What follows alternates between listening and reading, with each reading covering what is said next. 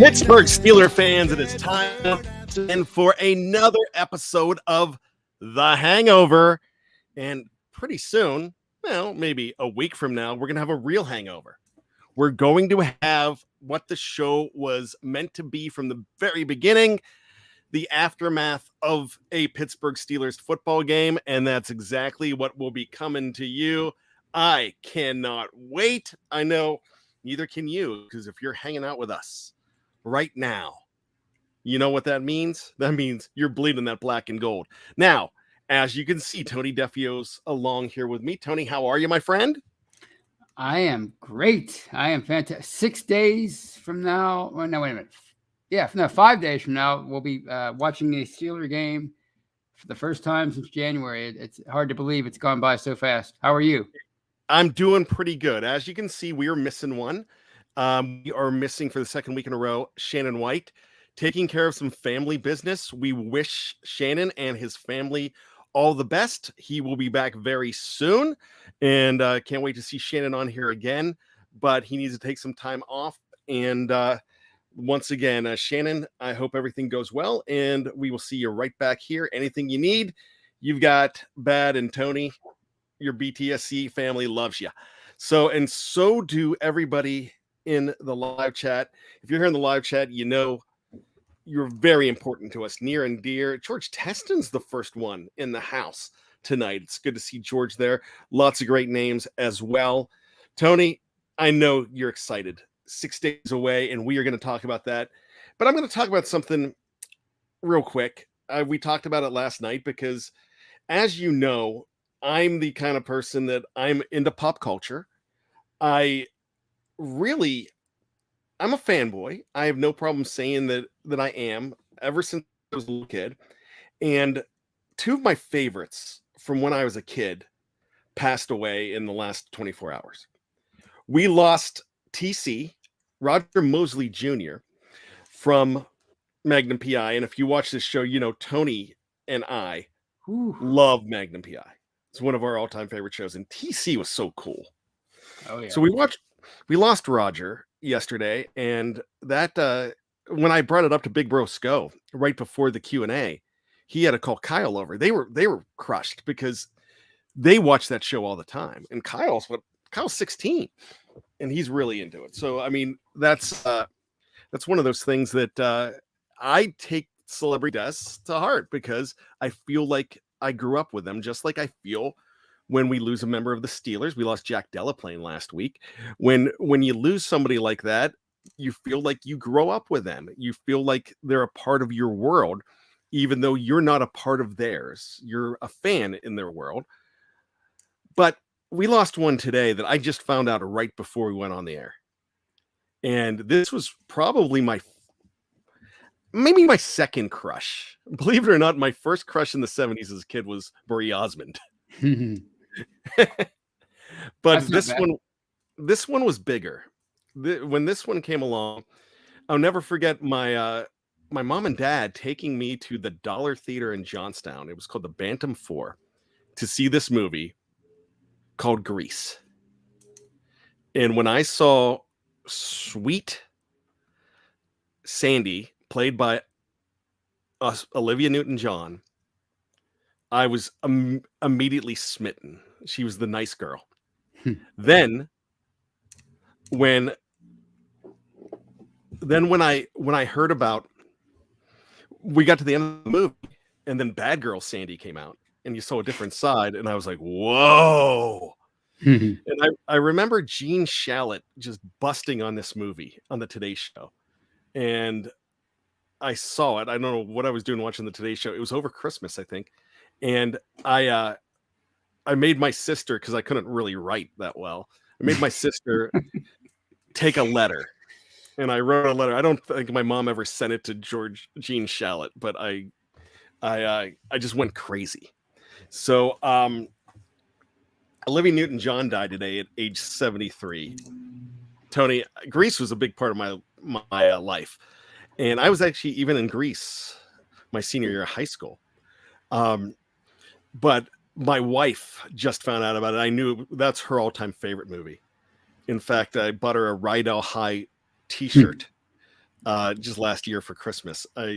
It's just my mom and dad loved that movie. My sister, we were all big fans of Grease, and Olivia Newton-John had a great career. Not just that, I mean, on the radio, one of the biggest the number one song of the 80s was Physical.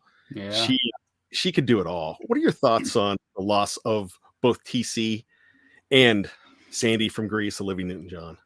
Well, I mean, I grew up watching Magnum PI, and people always say, "Well, so and so didn't make it into movies; they were just on TV." But for people like me who love TV, I mean, they become part of your life for years. You see them week after week, and that was certainly TC Roger Mosley on that show for almost a decade. So, yeah, I mean, it was sad to hear that news. And Olivia Newton-John, that was even a bigger shock because she was so young, 73, and I mean, she was a multi-talented, obviously actress, singer, and like you, I remember that Let's Get Physical video from 81, 82, something like that, right after videos started becoming popular on MTV. So it's such a shock for the entertainment world to see both of those icons lost within within a day of each other. So for some reason, Dill Whittet is making fun of me. Did I say Grease or Grease? Is there a difference the way it came out? Because saying Grease is entirely different. Grease and Grease they're pronounced the same way. Okay, I've maybe I'm just confused. But one thing that I know, when you're growing up and your pop culture is one of the things, and the Steelers are a big part of your thing, they mix. And when you think about the 1970s, you think about the Pittsburgh Steelers, and probably one of the biggest draws in the 1970s because of music and because of movies became Olivia Newton-John. So it's really it's one of those things. I actually think about Olivia Newton-John when I think about the Steelers, because the 70s, those were the biggest things around. And now we're looking at this weekend and looking for more stars to emerge. And it's going to be a very big weekend if you're a Pittsburgh Steelers fan. I know it's just a preseason game. So that okay. Dill Whittet says, didn't realize you meant the movie theater for movie. My bad. Okay. If I said we went to Greece, they took me to Greece. I'm just confused, but and I'm confusing everybody else in my grief here. But all I'm trying to say is this weekend, with the preseason games starting, I know a lot of people are not into the preseason. It's huge for us here at BTSC because players like crazy, Tony, and it's our job to know the 53rd man on the roster and the 90th man trying to make the roster, Tony. So what's your excitement level for this weekend? Well, I mean, it's higher than it's been in a while because of the whole quarterback thing. All three guys are going to play reportedly, and it's still somewhat up in the air as to who's going to be the starter in week one. So, I mean, I think this year, the preseason is important for, at least from an individual standpoint, when it comes to the quarterback play. And I can't wait to see how Trubisky looks with the first team offense. And of course, obviously Rudolph, we've heard so much about him throughout camp of how his improved play.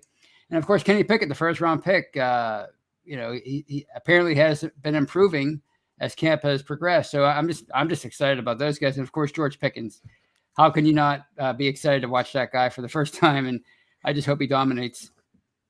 So Kenny Pickett, his completion percentage from week 1 to week 2 just skyrocketed. He was completing close to 70% in week 2. So that's absolutely amazing to me. Trubisky really put it together. He had 4 touchdowns last week. I'm really excited on where this is going to be and how it's going to shape up. How many quarterbacks do you think you're going to see this weekend? You're not going to see 4. No. I anticipate 3. I mean, the 3 that we've been talking about throughout camp. I think maybe the third game you might see Oladokin, but yeah, I think they have to figure out some things about these quarterbacks. So I think you're going to see just 3 this week. So Ken Boyle says my preseason wish is no injuries. Yeah, of course, that is number one with me too. That's what we want to see. But the title of the show is interesting.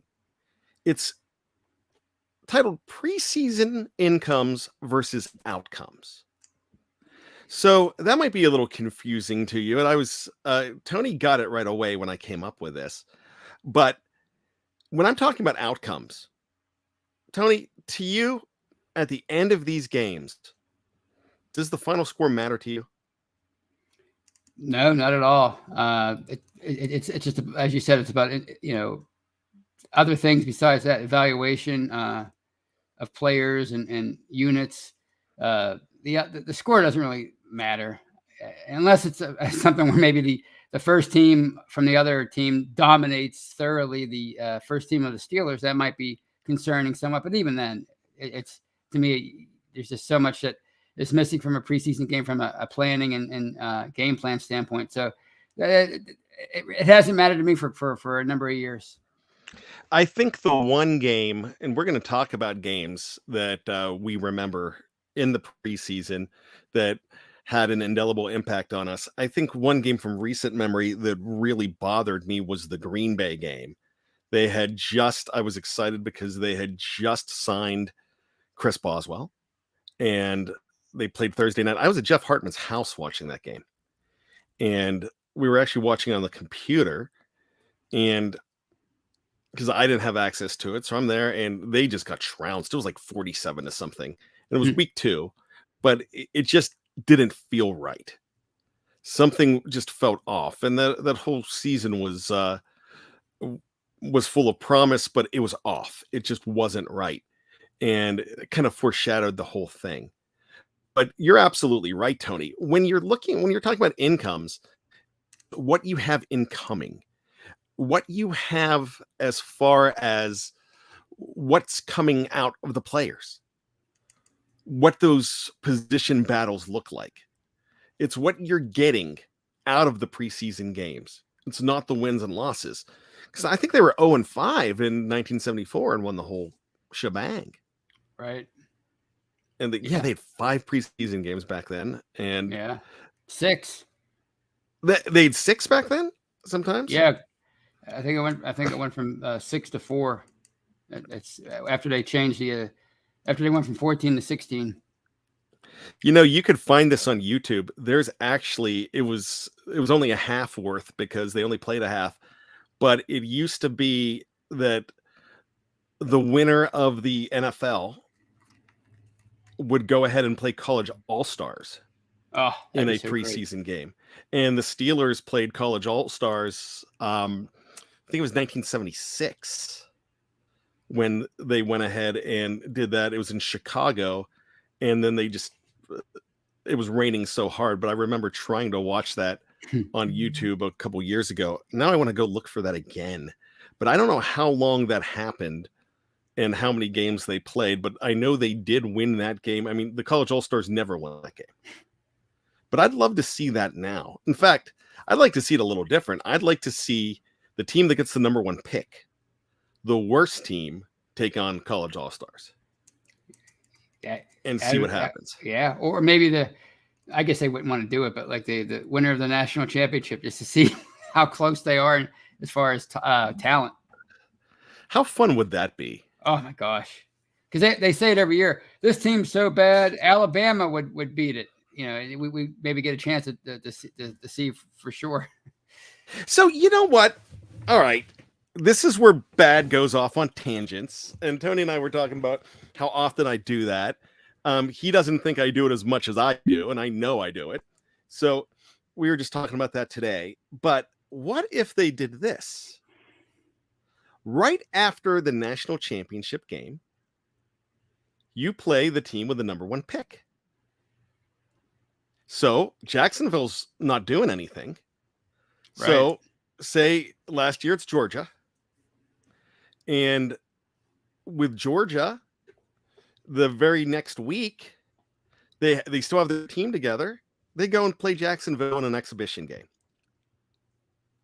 It's like the Pro Bowl. But we'd probably see Jacksonville every year, and that would suck. But how cool would that be? That'd be really cool. And I think Jacksonville would have an incentive because you don't want to be the team that loses to the college team, regardless of how bad we might think Jacksonville is. They're still an NFL team, so they'd want to prove to everybody that, look, we're not going to lose to these. They might be the national champions, but we're not going to lose to them. Sorry, and they're going to pull out all the stops. Maybe. I'd love to see how they'd react to that. All right, when Bad becomes commissioner, and I am officially throwing my hat in the ring to replace Roger Goodell, that is going to be one of the things on my list to get done. How about that? That would be absolutely cool. I'm already putting it in the suggestion box. So the other thing that I'm doing, and I wrote about it, and I wrote about it because a lot of people were, and Tony mentioned this, how disappointing it was over the weekend that people went down to see the Steelers this weekend, and the rain sent them away. And we have State of the Steelers, our man Daniel J. He was there this week in Texas, but if he was a day late, he wouldn't have seen them at all. Kevin Smith took his family from New Jersey. Big Bro Sco was there last week. They made a pilgrimage, and you don't get to see it. So what I said in my article is, yeah, okay, they lost those games. That's why I want the Steelers on HBO's Hard Knocks. So that's the other thing I'm going to do. They're going to be on Hard Knocks every year. And don't say it's going to be a distraction. Oh, everything's a distraction. You know what? Look at what's on Steelers.com. There's so much content on Steelers.com with them doing shows. My gosh, Pat Fryermuth and Zach Gentry, who I love together, they have this show, Grillin' and Chillin'. They had Marcus Allen on over the weekend. I think they're putting a pack of hot dogs on the grill, but they're not taking it out of the package, which I just don't know how that works. I don't know why Fryermuth is on the show because Gentry doesn't let him talk. Probably what I'm doing. Probably what people accuse me of doing to Tony. So I never knew he had such a personality. I'm enjoying it. He has sort of like a cocky heel personality. I like Gentry. Yeah, at least on the show, anyway. Yeah. He's those guys are a lot of fun together, and they're rooming with Mitch and Mason. Okay, that's who they're rooming together in training camp. I mean, that's they were talking about that the other day on what Ian's talking about, how that's the I guess the cool guy suite, but the party suite to me would probably be the wide receivers. Oh yeah. That's who I want to hang out.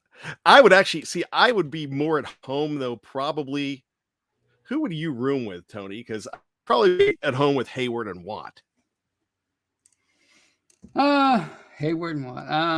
I'd probably want to hang out with the linemen. At this point in my life, one of the offensive linemen, because they'd probably be no nonsense. They'd probably want to go to sleep, and that's the point I'm at in my life. I don't want any shenanigans in the room, so probably one of the offensive linemen. Okay, I could see me hanging out with the defensive linemen probably a little bit more, or linebackers. I could probably see me hanging out with them, but there's a part of me that sees me hanging out with the tight ends too. I think I could definitely hang with guys like Fryermuth and Gentry remind me of some of the guys I hung out with in college anyways. So I could definitely see me doing that. But then again, I get along with everybody. So if they just let me in the dorms, if they want a 50-year-old fat guy to hang out with them, I'm their man. How about that? I think it'd be a great experience. Maybe we could teach them some life lessons. We've been around longer than them. We could teach them some life lessons. Yeah, I guess we could. Fred Kathy Eshelman mentions, guys, remember Jack Delaplane, a real bright spot, RIP, gone too soon. Yeah, we talked about him at the beginning of the show briefly. We lost him last week, and he surfaced a little bit over the past couple years because something really interesting. Tony, are you familiar with the legend that is George Steigerwald in Pittsburgh? George Steigerwald? Yeah, no, he's not a broadcaster. He's From what I No. understand, he's no, not George.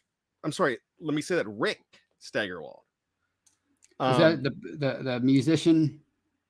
He's the boxer and boxer promoter. He's the No. guy that he and his brothers would sneak into Three River Stadium all the time, and then they snuck into the Super Bowl. And How do you pull that off? he posed as Rick Moser. There's a show on, I think it's on Peacock. It's something like True Stories from Ed and Randall. And if you don't know who Ed and Randall is, you actually do. Randall Park is a great comedic actor, Asian descent. He was on the show Fresh Off the Boat. He's on Young Rock with The Rock. He has been on so many things. And of course, you've got Ed. Why? My gosh, I lost his last name from The Office. Ed Helms. Ed Helms. How did I lose that? Gosh. And so they host this show, and this is a true story, and they actually interview him. Bradshaw was in it, but he actually snuck in Miami to the Super Bowl. He got on the field, he snuck into the locker room, and Jack Delaplane, people were asking Jack Delaplane about it. He's like, yeah, I mean, because of our numbers, I was 35, he was 39. I was a couple lockers down, and I just sat looking at it going, wow, I can't believe this guy's doing it. And I just got my mouth shut. But the guy did it. He pulled it off. So go ahead and Google that. Rick's getting some play. That show just came out this year. He's been on some interviews. It's a really fascinating story, and it's a true story. And Jack backed it up. And actually, I completed it a couple weeks ago, and it's probably going to be out on one of my more you knows. There's going to be a link to it on one of my more you knows, and I know you like that show. I'll find out which one it is, and you can go ahead and look at it in the queue. I could show you where to find it, Tony, for a sneak peek. For everyone else who had to check it out, I have a clip from that show in there and some information on that, and I actually have a clip of the Jack Delaplane interview too. So I'm gonna check it out. I'm fascinated by that now. I can't believe that guy pulled that off. It's a half-hour show. I haven't watched the other ones, but just the fact that it was about the Steelers, I remember watching it one night, and that was the very first episode too.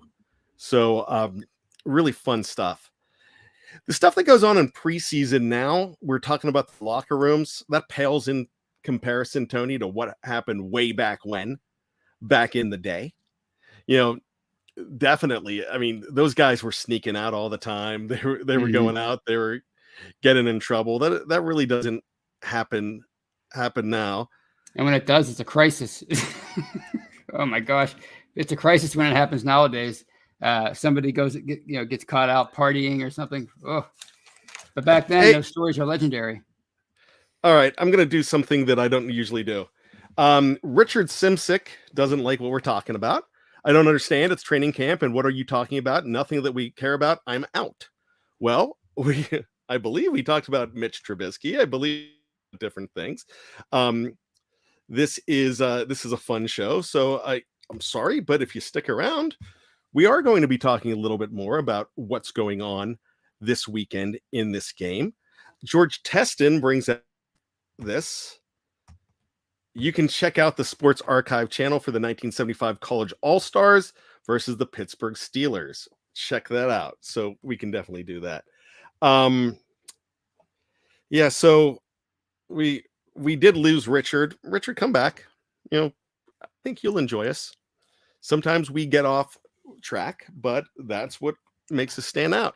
But we've got 21 other original shows, and they talk a little bit.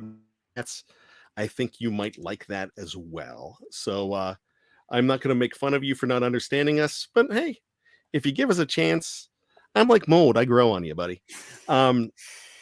So there you go. So I guess we do have to talk more about current stuff, even though I think we did, Tony, if I'm not mistaken. Well, I mean, if it makes Richard feel any better, I'll say this. This Saturday's game is going to be won in the trenches. Yes.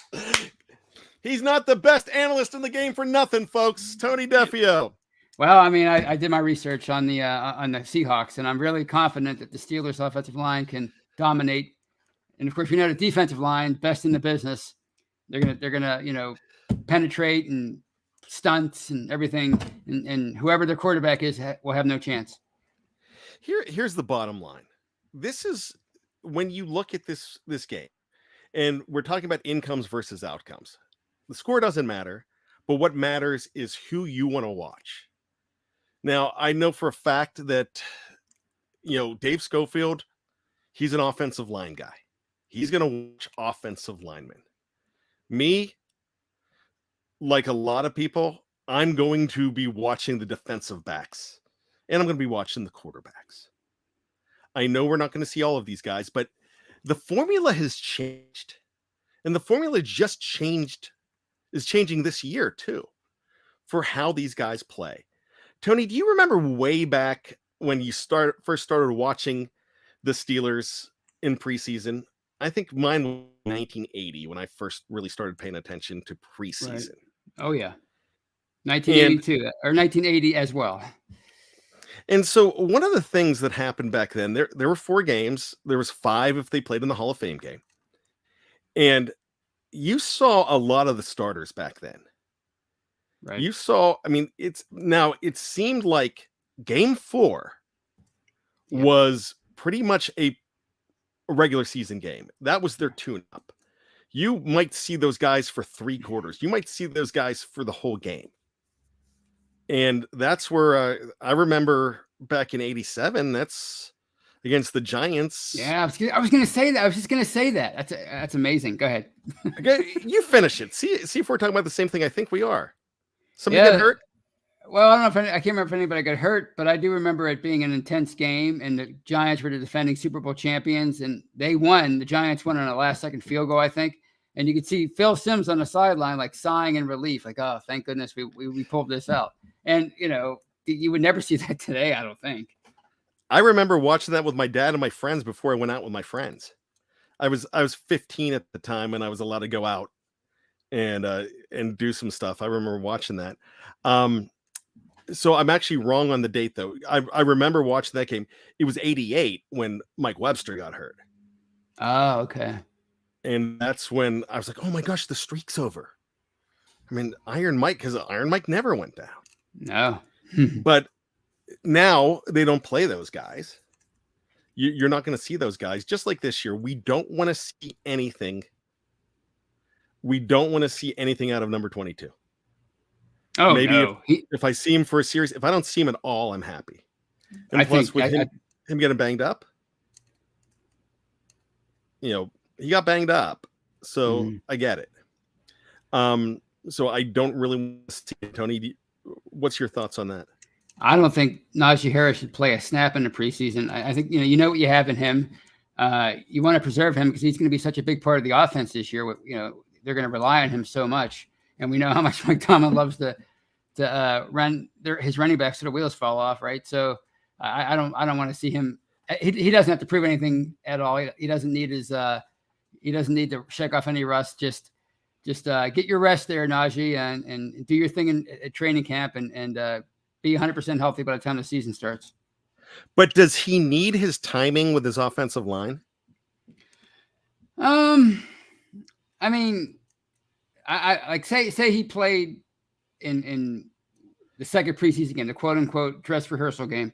Well, by the time, and he doesn't play at all after that, by the time the season starts, I mean, is he going to have the timing? Is it going to be gone again? So I don't even know if it's going to matter at all by the time the season starts, because there's usually a pretty big break between the dress rehearsal game and the first real game. Because me, we've been doing, Tony, you and I have been doing this together since 2017. Right. So this is 17, 18, 19, 20, 21. We're going into our 6th season together. I know. Which is just crazy. I mean, besides my wife, you're my longest relationship besides my wife.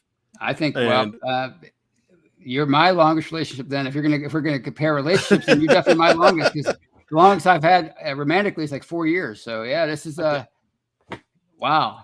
So you complete me, Tony. But what I'll say about that is, that what have I complained about incessantly over the last few years? It's been Ben Roethlisberger hardly getting any action. I wanted him to get more, and I knew it's a double-edged sword. I knew it was a risk, but timing's a big thing when you're not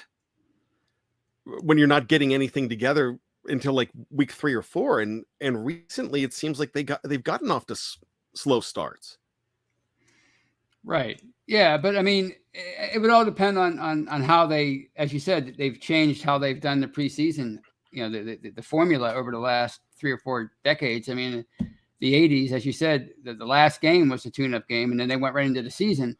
Whereas now, or the way it's been forever now, is the next to last preseason game is the tune-up game, and even when they do play in that game, the starters, they only play what did Ben play? Maybe 3 series, and then he was out. So by the time he the season starts, then your timing's off again.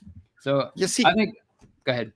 All I was going to say is, the formula's changed again this season. Well, it changed last season for everybody else, but not for the Steelers, because the Steelers and Cowboys had 4 preseason games because of that Hall of Fame game. Mm-hmm. Now it's Jacksonville and the Raiders that have that 4 preseason games, and those teams probably definitely need it. I was thinking that 3 preseason games is awesome, but now that I look at it a different way, I kind of want that 4th preseason game. You don't know what you got until it's gone, because I think you need to find out who everybody is, and it's in pads in front of an audience. It's simulating the real thing that really gets it done. But for me now, with the Steelers playing that 3rd preseason game, that's their new tune-up game.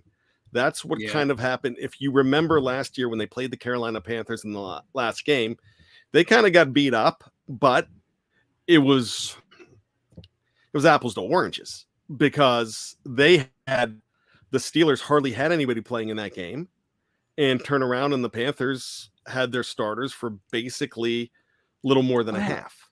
So is that how it's going to be? I didn't know that. So I assumed the second game would be the dress rehearsal. So now it's going to be the last game.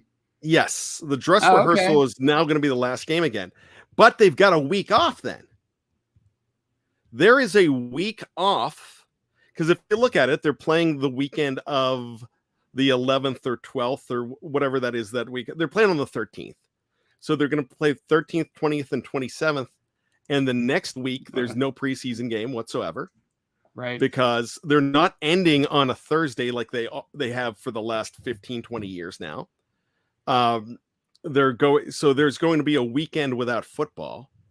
And that's going to be Labor Day weekend. But even though they didn't play on Labor Day weekend the last few years, you had football because that was the cut down day, and that Thursday of Labor Day weekend was your final game.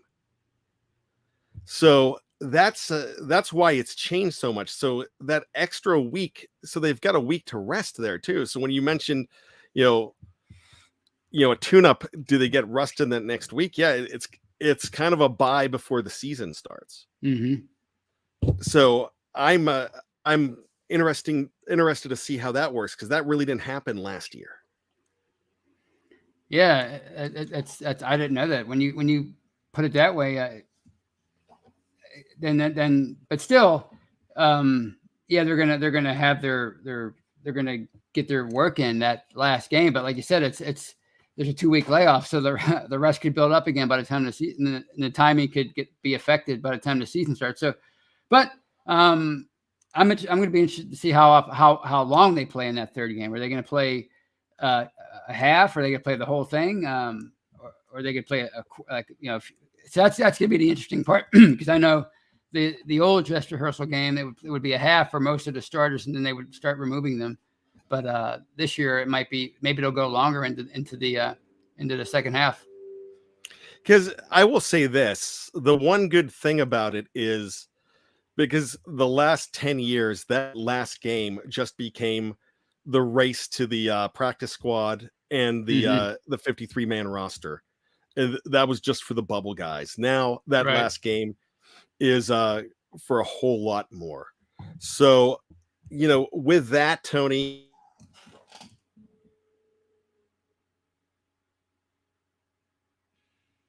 it's going to be a little more interesting to see how everything shakes out. Who's most important to you to see? I mean, we're going to be having shows on this. The Scobros are going to be talking about this tomorrow night. But for Tony Defeo, you mentioned the offensive line. But if you had 3 or 4 Steelers that you definitely have your eyes on because you just haven't formed an opinion on where they are and who they are just yet, who are those 4 or 5? Well, obviously the obvious would be Trubisky. I just want to see how he's evolved after the 4 years in Chicago and sort of the red shirt year last year, so to speak, as the backup in Buffalo. So I want to see him because I think he's going to be, unless he really, really stinks it up in the preseason, he's going to be the starter. I think that they're determined that he's going to start in week 1. So I want to see what he looks like. Also, I want to see somebody like the Marvin Leal. I saw him getting a lot of praise on Monday on Twitter, and people like Jeffrey Benedict are really high on him, and I want to see what he looks like. Obviously, I want to see Kenny Pickett because he's the future. And I mentioned George Pickens. I think he has a chance to be a stud, and I want to see where Pat Freiermuth is after year 1. I'm not even sure if he's going to play this week because he's been dealing with a hamstring injury. But if he does get in there, I want to see how he, what kind of chemistry he has with Trubisky or whoever his quarterback is. And I want to see how much he's evolved from last year because, last year he looked like he had, he was heading towards superstardom. He looks like a really super talented, athletic tight end. And I just can't wait to see how he evolves from year 1 to year 2. And I'll just add one more. And that's for, I want to see where Dan Moore is. I don't really play close attention to the offensive line, but I know a lot of people do, and I'm going to be interested to see people like KT Smith and people who know football have to say about Dan Moore after this preseason game. One guy I want to see, and it's one I expect to be great. I can't wait to see James Daniels in a Steelers uniform. Mm-hmm. He just seems to be the next anchor of that line, the next star of that line. Gosh, we've been spoiled. We've had stars on that line. We had 4 stars on that line. Oh yeah, not that long ago. And one guy that wasn't even a Pro Bowler, but really should have been, was Big Ragu. Oh gosh, yes, Ramon Foster, probably one of my favorite Steelers. But he didn't care. He didn't have to be a Pro Bowler. He was the voice of that team. He was the player rep, and that's how much leadership they had on that team. I'm looking for leaders to emerge. I'm hoping James Daniels is one of those guys to become a leader and be a mouthpiece. They lost one of their mouthpieces and one of their leaders in the locker room, Zach Banner, because he just wasn't healthy. So you have some, I don't even know, I don't think Zach has popped up on a roster either, Tony. No, he's still unsigned. Yeah, it's a shame that he really hasn't gotten the chance after that knee injury at ACL in week 1 of 2020. He looked like he was heading towards having a decent career, and now he's still trying to find a new home. I'm hoping that Richard stuck around because we really are talking really about the Steelers. I'm going to bring up some correspondences here, though. Hey, Bat and Tony, do you all do a 53-man roster? Reginald Rivers, good friend of us here. We actually don't. And one of the reasons we don't, everybody else does. Right. And you could read, and really the best ones done in the network would be Dave Schofield and Jeff Hartman, who will do it every week. They'll go ahead and do that every week on the editorial side. Dave will talk about it.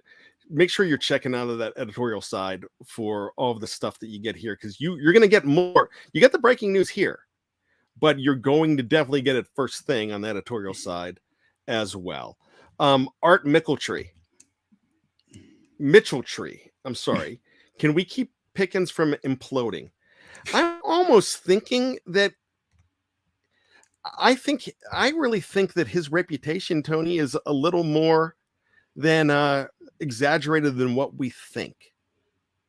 I think he's got the bad boy image, but I don't think he's the bad boy that everybody expects him to be. What do you think, Tony?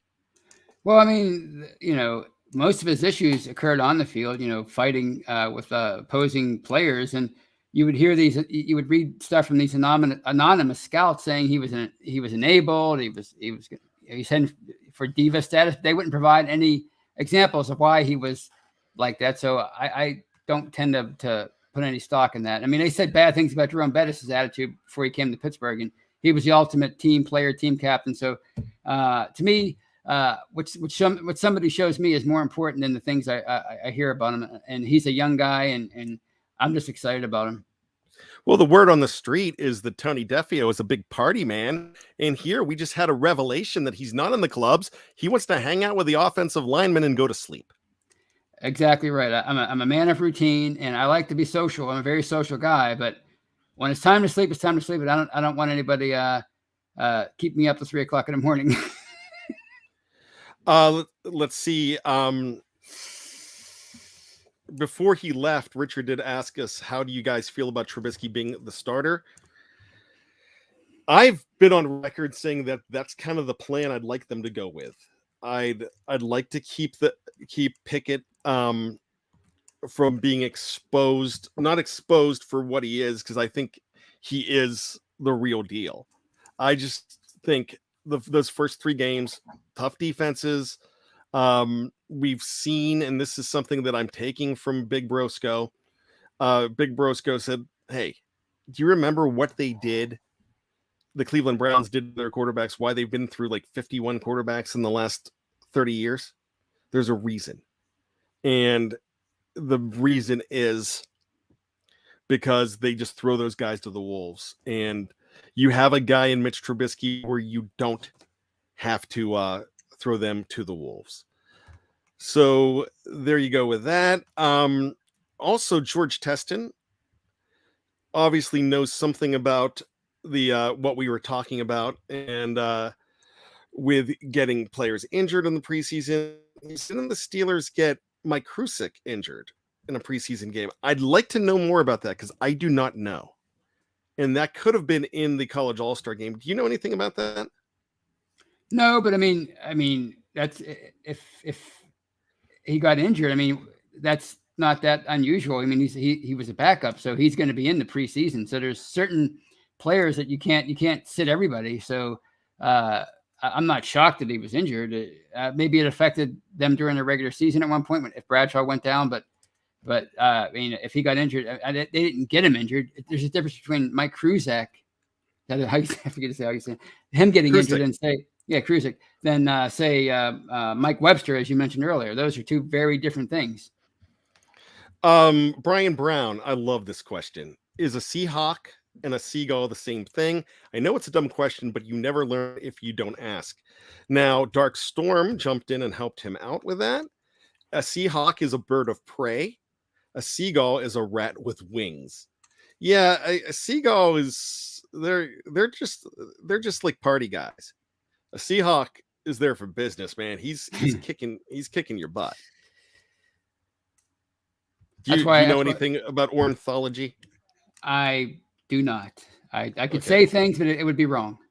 I just learned ornithology recently, so I think that's the study of birds. I hope it is. If not, then I'm talking about something that I don't know. It could be the study of Orrin Hatch. I don't know. May he rest in peace. Now, Daredevil, I didn't see this. Seahawks aren't a real thing. It's referred to as the Osprey. Well, there you go. So I have heard that's actually an osprey on their helmets. The Seattle Ospreys against the Pittsburgh Steelers. It wouldn't sound the same. It wouldn't be the same. Yeah, that's true. So there you go. Daredevil bringing the heat. I love it. That's awesome. The CUDA 70. He was asking a little bit about this last week. We get 5 primetime games. I have cable, but 1 game is listed on Prime TV. What is that? Get used to Prime TV because they have the Thursday night lineups, and that's Amazon Prime. Mm-hmm. So Aikman's there, right? I believe so. Yeah, I believe he's with that network. He left Fox. Yeah, so that's Amazon Prime is they're going to have those Thursday night games. So that's, you can get Amazon Prime free, I believe. Or, I know we pay for Amazon Prime, but I can't remember.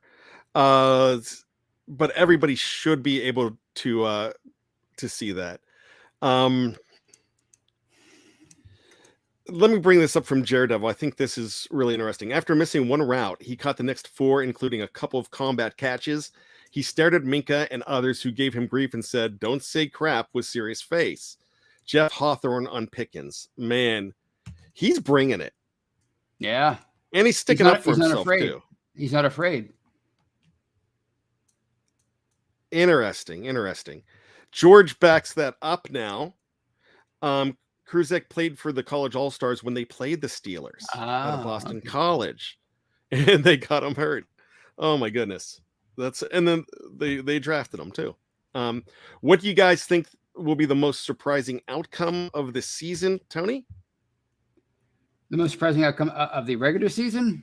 Or maybe it's just the game of the first preseason game. Well, I think the one that I am, for weird reasons, Mason Rudolph goes off. Wouldn't that be a story? Yeah, I think that would be great. Look, I'm rooting for Mason. Oh, me too.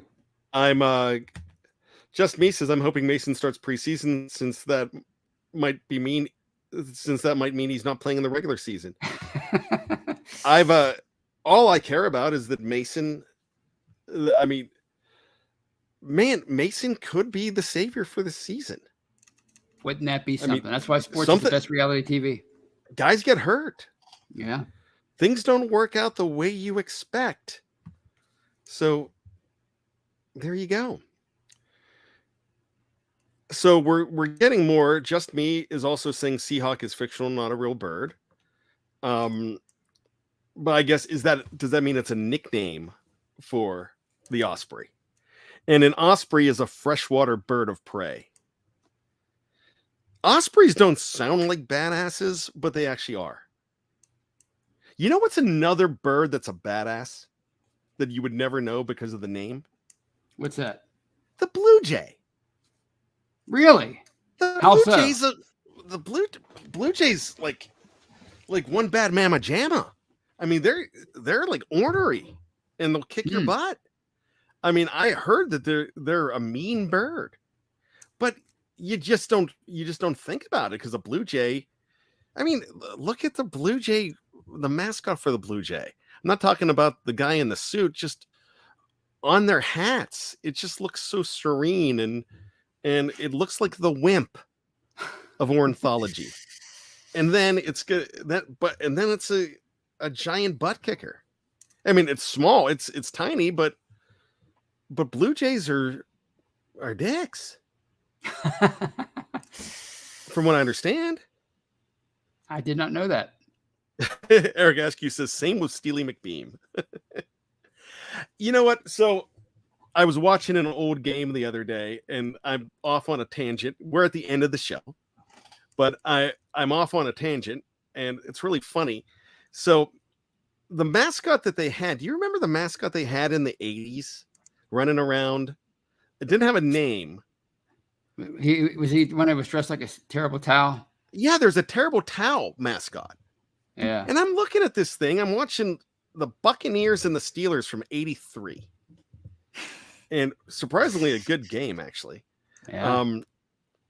And I'm watching this yellow thing, terrible towel, and I turn around and it has 2 eyes. But I'm like, oh my gosh, that's a minion. The Steelers created the minions in my mind. So I think the Rooney family has a right to use a minion as their mascot free or they should get royalties from the minions. Back to bird talk. George Teston brings this one up, and I think this is great because I don't care that we're going off topic because this is fun. I heard that the hummingbird size for size are vicious birds. Imagine that beak coming at you. Now, a hummingbird seems like a nice little dude. You know, like, here, little bird, come here. You want to pet it. And it's a little jerk. Yeah. My gosh.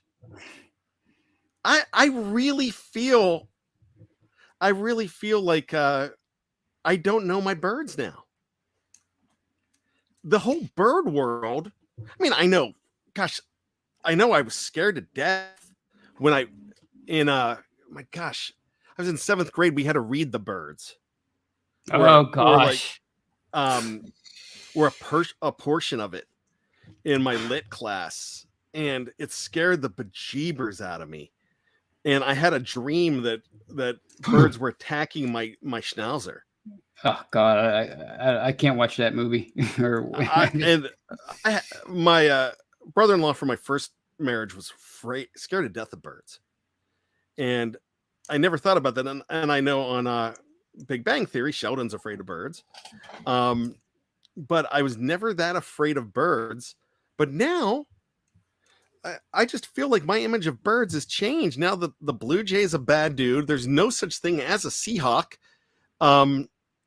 Because Just Me says they invented the Seahawk picture after the looks of ospreys, but there's no real Seahawk.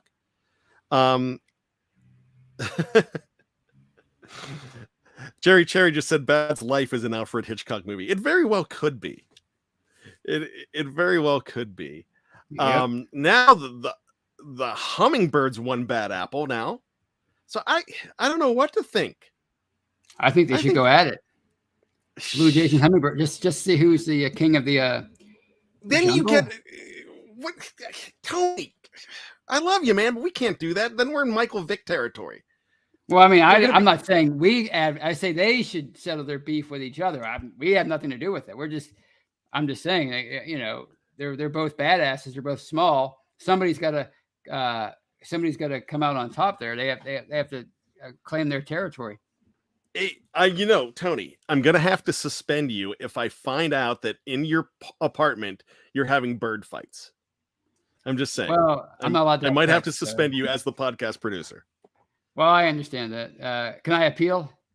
Yeah, you probably could. I mean, Deshaun Watson got it down to 6 games. So, I mean, we might only suspend you for like 3 minutes of a show if that's the case. Okay. Tony, let's get on out of here. All right. What do you have going on this week? Anything interesting on the article side? Well, I know it's always interesting. What do you have going on? Well, I'm going to talk about how it's hard to be surprised by underdog people anywhere because everybody's so comprehensive with their coverage. I'm going to talk about that. I'm going to talk about the preseason and whether it's any better now or worse than it was years ago when we were kids. Probably some stuff about Mason Rudolph. And, you know, the quarterbacks, you know, in George, you know, all kind of stuff. What about you? Nothing. Okay. I'm doing nothing. No, actually, I'm going to start my new series that you're going to have every week. And it's going to be about the Steelers and the Seahawks and their history and the most memorable games in that world known as Seattle v. Pittsburgh. I could guarantee you one of them, circa 2006 is going to be on there. So, you know, check that out. And we're going to have that every single week. And we're actually going to have 2 of them, like when they're playing the Bengals, since they play them twice. Well, we're going to have at Cincinnati games, the most memorable at Cincinnati games, and the most memorable Bengals games in Heinz Field. Same thing for the Ravens. Same thing for the Browns. It's going to be a lot of fun. So we're going to start that out this week. So now that I said it, I guess I got to get it done. Right. I have faith in you. Hey, the season is starting, my friends. For me, training camp's awesome, but it starts when they kick off that first preseason game. It's for real. It's the deal. I love it. Make sure you go back and check Let's Ride out this morning. Great show. Also, tomorrow morning, you're going to have a new episode of Jeffrey Benedict from the cutting room floor. And fantasy football nerds, I'm one of them. You got to check out The Fix because they're going to tell you who the busts are for a certain position group, maybe 2 of them, maybe quarterbacks and wide receivers, guys you might want to stay away from. Andrew Wilbar and Jeremy Betts, they know their stuff, And then it's the Scobro Show tomorrow night. And that's going to be the 5 things to watch and the 5 players to watch for in the preseason. It's going to be really great. We love everybody in the live chat, even the ones that don't stick around, that don't like me anymore. I get it. There's a lot of people that just don't get the essence that is bad, and I'm cool with it. For those of you that stuck around, for some reason, you get me, and I appreciate it. And you always get Tony, because there's nobody that doesn't love Tony. Tony's you're everybody's favorite. Okay, that's why you're a BTSC Hall of Famer. I'm not. Not you yet. are. Not yet. I don't think it exists anymore, so I can't. I could never be one, and I'm fine with that. I like to be the also ran.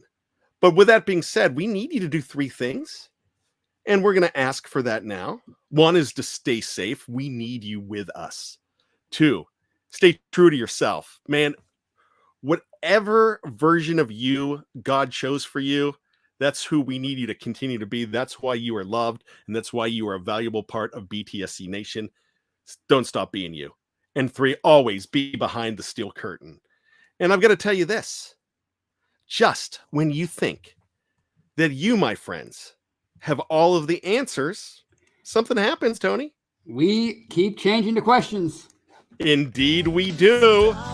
Shannon, we hope to see you soon. But with that being said, woo!